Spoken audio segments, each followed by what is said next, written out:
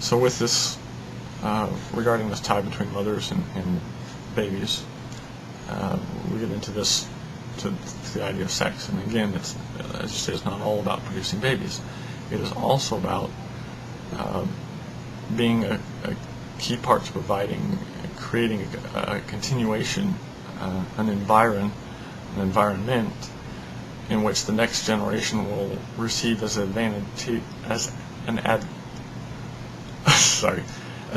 advantageous culturing or growing as is possible.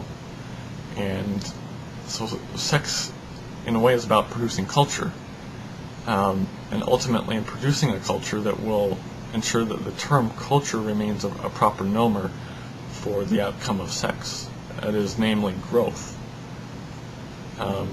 If the context in which sex is employed does not ultimately, in the final analysis, produce a net growth, then it's turning into something that's anti-growth. It's in a different word, anti-culture.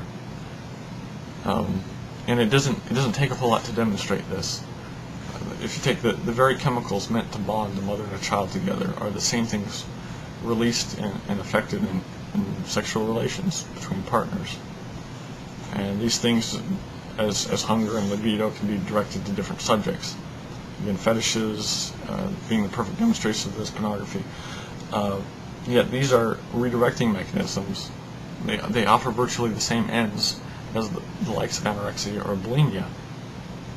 And because they're effectively doing the same thing as that interaction to the person's biological drives and the necessities they feel, they're giving a feeling of satisfaction and fulfillment without actually providing things that have timelessly been demanded for survival and provided by that constant fixture in the existence of their predecessors. There's this disconnect. And these are the foundations of human interaction. They're the root of human relationships. And so that the pattern and template from which collective humanity will advance or digress. If you look at it, every civilization that's tried to alter the whole pattern has fallen. It hasn't always been right away. You look at Sparta, Greece, Rome, and others, and each one of these has only the portions of mimetic legacy amongst us that can be passed on through the sterile medium of the written word, because their original stock, the actual people and their posterity, to a large degree, even along with many of their core mimetic traits and you could call deviations, because they didn't survive, they weren't fit, so they deviated from the ends of propagating themselves. And they died with the downfalls of these cultures. I often find it ironic that some people put forth the existence and pervasiveness of homosexuality in the Hellenic world as some kind of vindication of the fitness of that practice, without consideration for the fact that those civilizations have that of all of the elements that we received from the Hellenic experience, the ones that have been in the center, homosexuality hasn't been one of those that's been front and center. And so has it really survived, or is it more just something that was picked up by them, wasn't advantageous to them? They, for, I'm not saying just homosexuality, but for whatever other reasons, and again, with society it's all cumulative, but they fell, and we're going to take all of the attributes of that society and say that because they existed then that they're okay now. Especially, if you look at the pervasiveness in those cultures, it was really pervasive if you study the history of Greece at its apex in Rome. But yet we hold those up, not realizing that those were civilizations that fell, and that to a large degree we've cannibalized more than inherited a lot of their traits.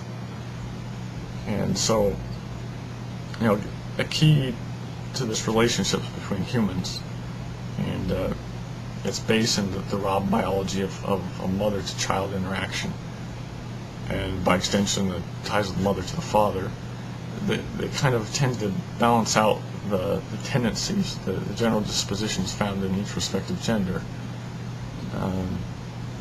It's tied to what I see as another defect in your analysis of strengths and weaknesses.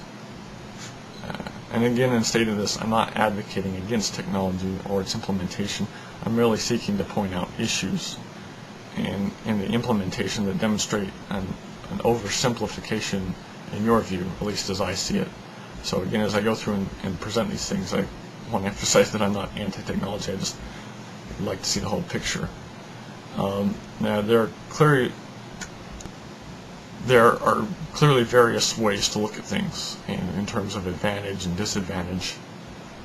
You talk about how things can increase your humanity. In essence, things having the capacity to make you more human. You've talked about my views or aspects of my views as trending, in your view, towards impeding or making things at a plateau or in a box, or even a very small box.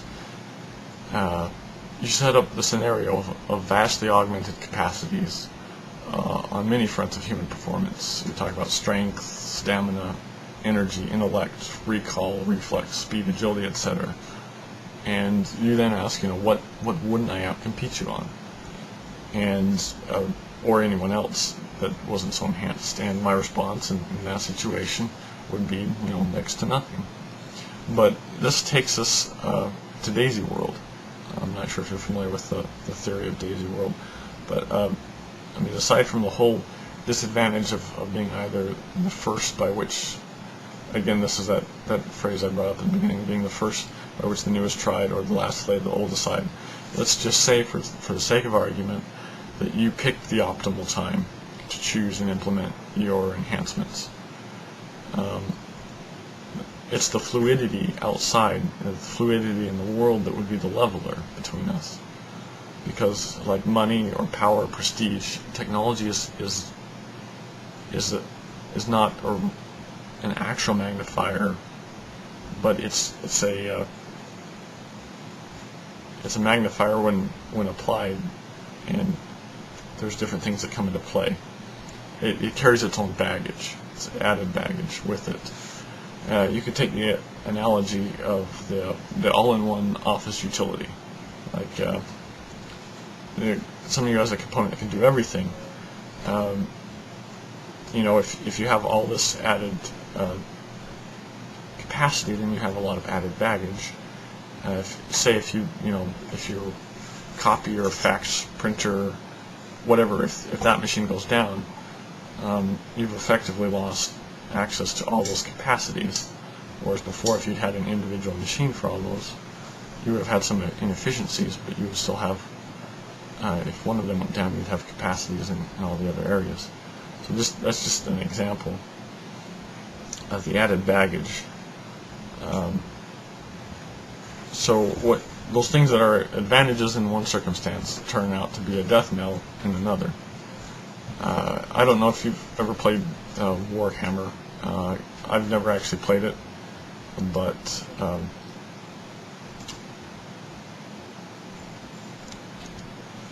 I've witnessed my first 3 games over the past couple of weeks, and for anybody that's unfamiliar with it, it is it's a complex battlefield board game, and in which the players will take and they'll weigh the implementation of various elements and strategies, and how they make up their armies, or where they place their armies on the field, or how they move their armies, or use them to get an advantageous position to overcome an opponent. And in setting up these games, they try to have a means of leveling things initially, so there's some idea of, some feeling of starting out on a common ground. They assign various points to various types of units and different kinds of armies. And aside from this, the various armies have different conditions and advantages to add good and bad elements to their fighting capacity, trying to balance everything out. And there seems to be a trend that I noticed among those that were playing it, especially among the more veteran players, to try to get what they would term balanced armies.